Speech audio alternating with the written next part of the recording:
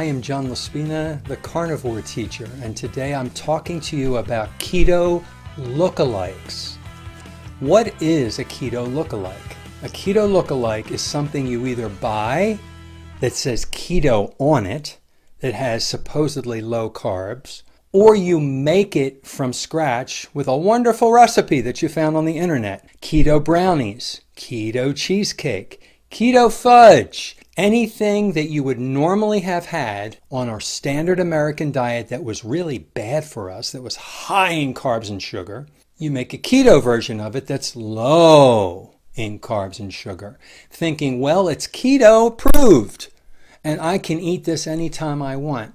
Well, I think there's a danger in having keto lookalikes because when we ate those before, we got a dopamine hit. We got pleasure from the pizza, from the candy, from the junk, from the fudge, from the chocolate, from the cheesecake, right? You get this little bit of a rush, like a drug rush of happiness. And when you stop eating those and you just eat meat, which is what I do, I'm carnivore.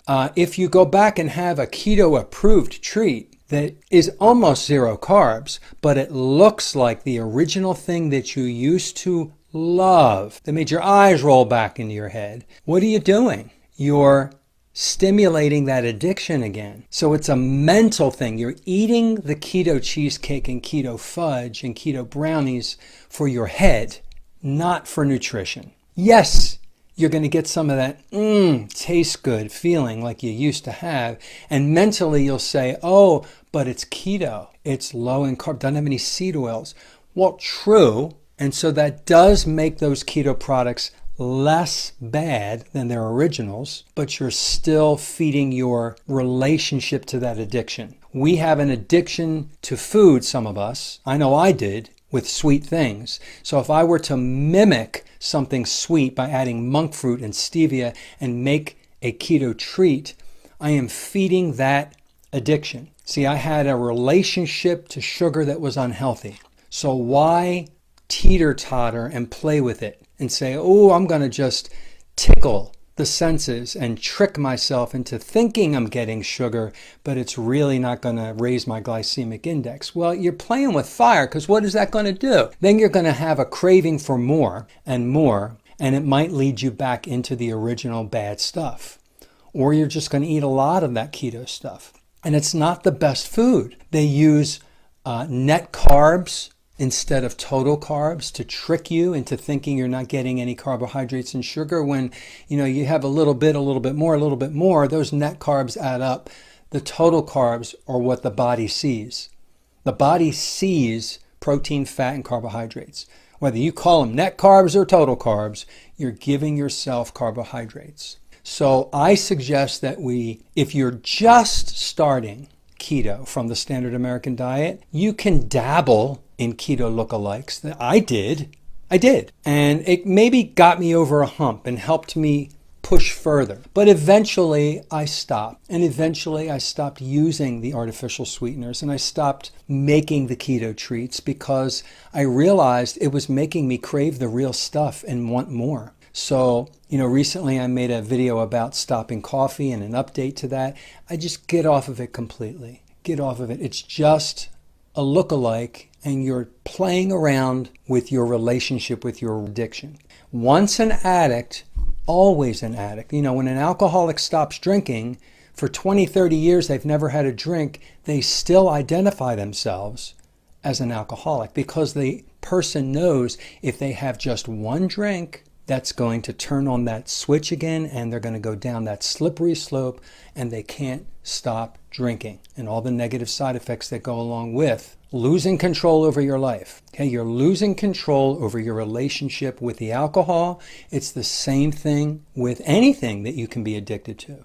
Sugar is my addiction. I am addicted to sweet things. And so I don't want to trick my brain into thinking I'm having something sweet when it isn't, because the brain gets confused and it turns on the switches.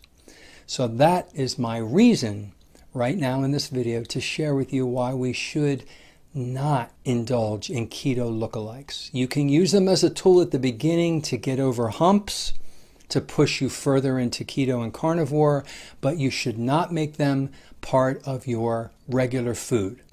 I really don't think you should. Now, before I leave you today, I'm going to tell you that I have this device in my cupboard called the Ninja Creamy. I don't know if you've heard of this. It's an ice cream maker. And ice cream, I can make a keto look-alike ice cream that tastes, I swear, exactly like real ice cream. The texture, the sweetness, the satisfaction.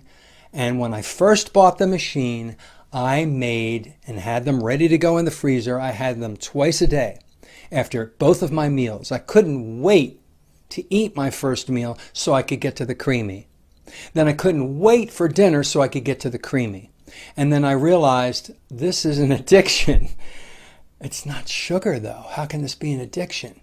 It was an addiction to that feeling I was getting. The memory of real ice cream was being triggered. So I realized that I had a problem with this. So I stopped. And I put the creamy in the cupboard where my coffee maker is now, right? Where my appliances are. And it's way in the back where I can't see it when I open the pantry. Now, why am I not getting rid of it? Because, and I've tried it and it's working for me, on Christmas Day, on my birthday, the day before, I make a creamy mixture.